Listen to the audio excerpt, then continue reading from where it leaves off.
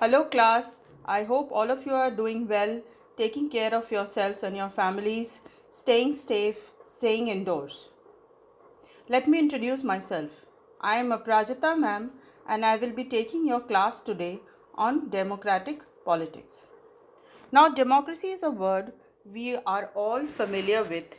We often use it in our daily lives to refer to the kind of government India has, or also sometimes to express our choices or to take decisions. But can this concept of democracy be uniformly applied? Or does it mean different things to different people and different nations? India is a democracy and USA too is a democracy. But do they have a similar administrative system? Well, no, because India is a parliamentary democracy while USA has a presidential form of democracy. Most of our neighboring countries like Pakistan, Myanmar too are democracies, but again, difference may arise when we raise the question of what we consider as true democracy or democracy just in name. The very first chapter of your democratic politics textbook explores that very question. So let us examine what is democracy? Why democracy? To begin with, let us first recap the basic points of democracy as we have studied in earlier classes. Democracy is a form of government in which rulers are elected by the people. Second, in a democracy, the final decision making power must rest with those elected by the people. In our case, it is the Prime Minister and his Council of Ministers who take decisions for the entire country. In the case of America, it is the President and his Council of Ministers or his cabinet which takes decisions for the entire country. A democracy must be based on a free and fair election where those currently in power have a fair chance of losing. That is, those that we vote for in a particular election may not win the next election if they don't have the support of the people. In a democracy, each adult citizen must have one vote and each vote must have one value. Now, this is a concept which you will understand better as we proceed further. A democratic government rules within limits set by constitutional law and citizens' rights. So, in a democracy, the government does not have the discretion to do whatever it wants. There are a set of rules which the government must abide by. To understand better the practice of democracy, let us take up a few examples. Let us begin with the case of Pakistan. In Pakistan in the year 1990, Military General Pervez Musharraf took over the government. He overthrew the government of Nawaz Sharif, which was a democratically elected government, in a military coup. In 2002, he changed his designation to president and also held a referendum that granted him 5 years of extension.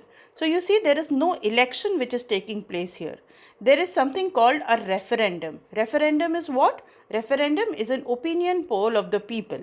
So Mr. Musharraf or General Musharraf takes an opinion poll and endorses his rule and extends it for a period of 5 years.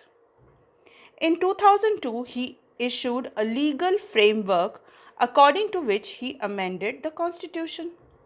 It gave the president the right to dismiss national provincial assemblies, that is the state assemblies and the national assembly. The work of the civilian cabinet was supervised by National Security Council, which was dominated by the military. After the law was passed, elections were held in assemblies.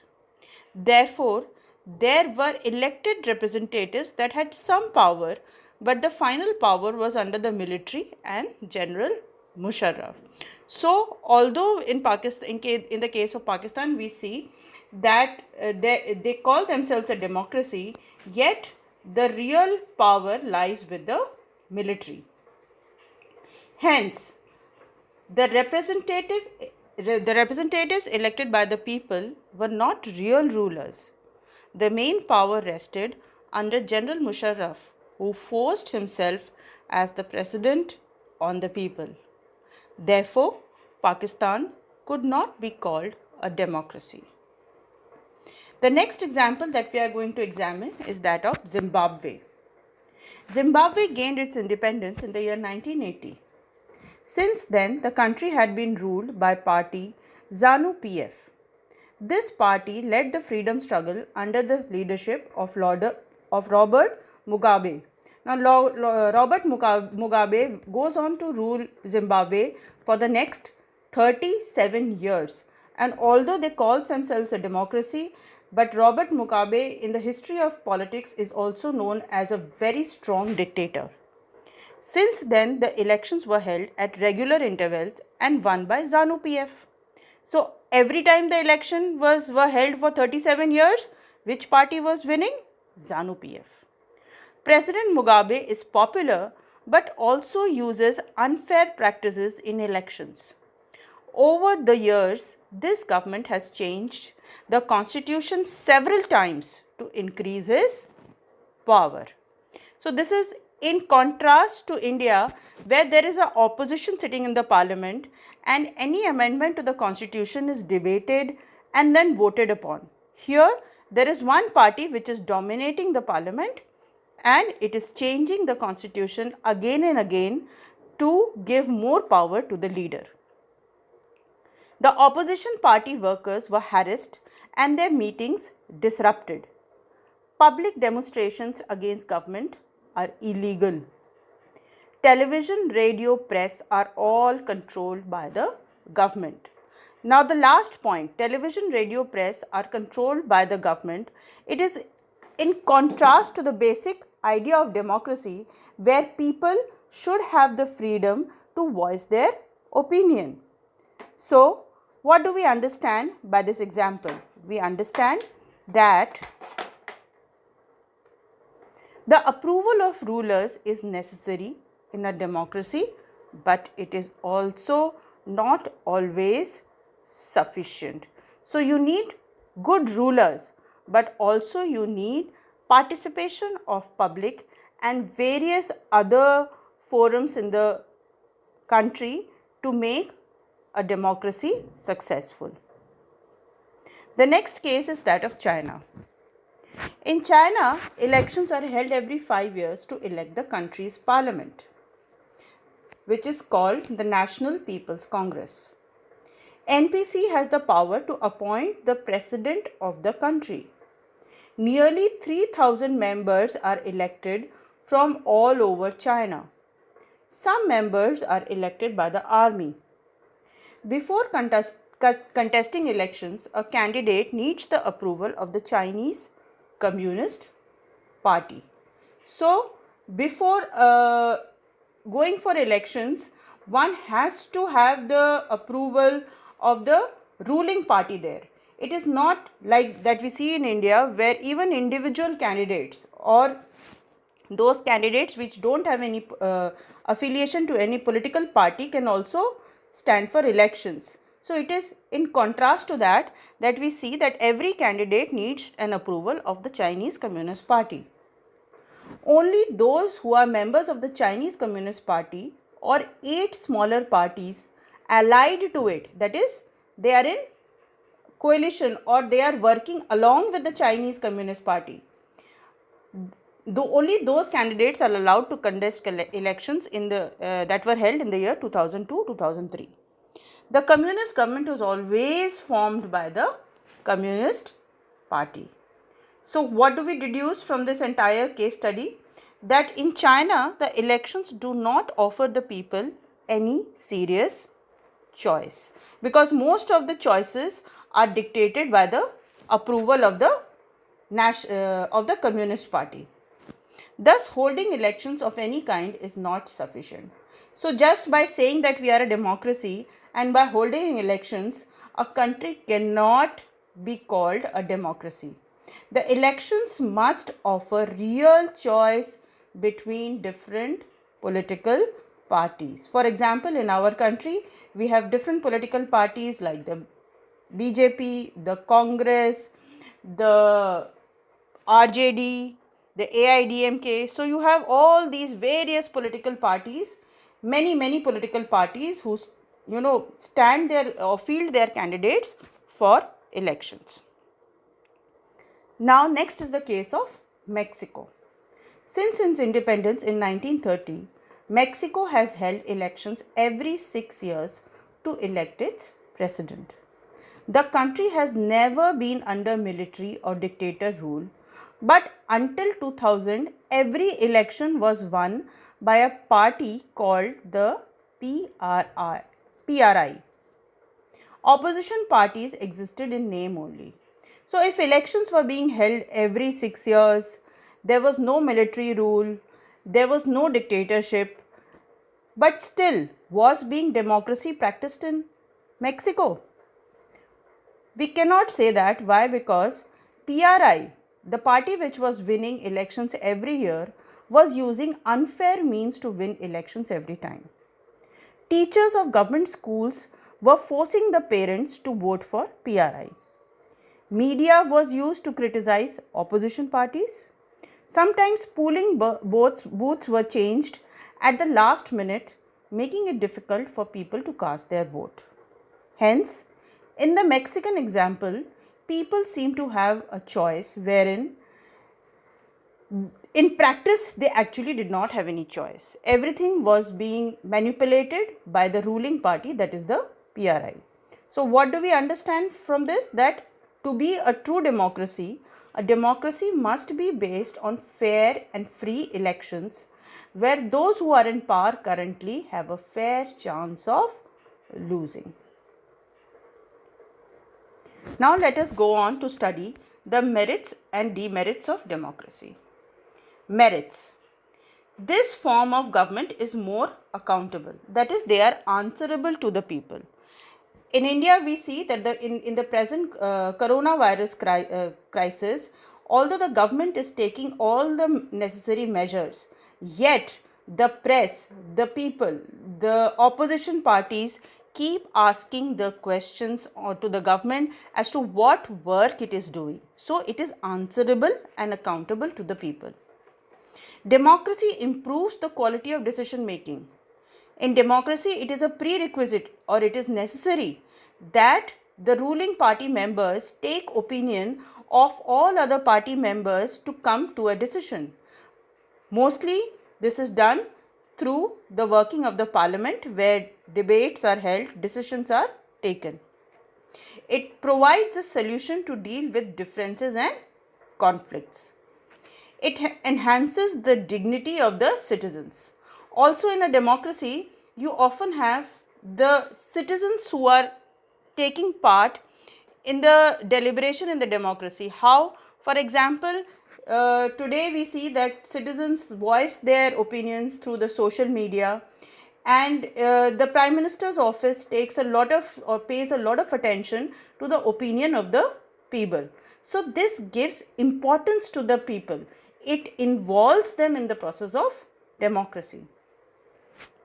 Democracy allows us to correct its own mistakes as a government. In our case, in India, the Constitution has given or provided the provision of amending the Constitution. So, if there is something which is not working or which has become outdated with time, can be amended, and the ruling government in the parliament can introduce a bill, or anybody in the parliament, any member of parliament can introduce a bill and it can be voted upon, and if it is passed by a majority, it can become a law. What are the demerits of democracy? In a democracy, leaders change after a duration of certain period. this results in instability. Now, this is a downside or a negative aspect of democracy. Sometimes, after every 5 years, if the government keeps changing, it does not give enough time for the ruling party to take constructive and long term developmental measures or achieve their developmental goals. This causes instability in the political scenario of the country.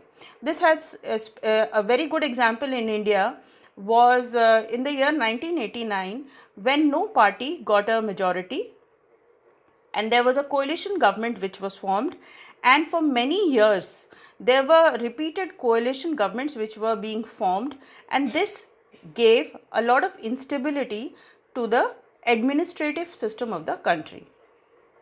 As a democracy is about political competition and power play, it leaves no space for morality. In the past elections, in the recent state elections, we saw that the political parties were often accused of, using bad language or accusing each other towards for different reasons. So this is due to political competition and because everybody wants to come to power. So very often the moral values are set aside. This is a demerit of democracy. If a decision has to be made or a law has to be confirmed, there are a lot of people consulted, which delays decision making. So those who are citing this demerit, they argue that in a dictatorship or in a single party ruled country, the decision making is more faster. In our country or in a democracy where there are too many opinions which are being sought, it delays decision making.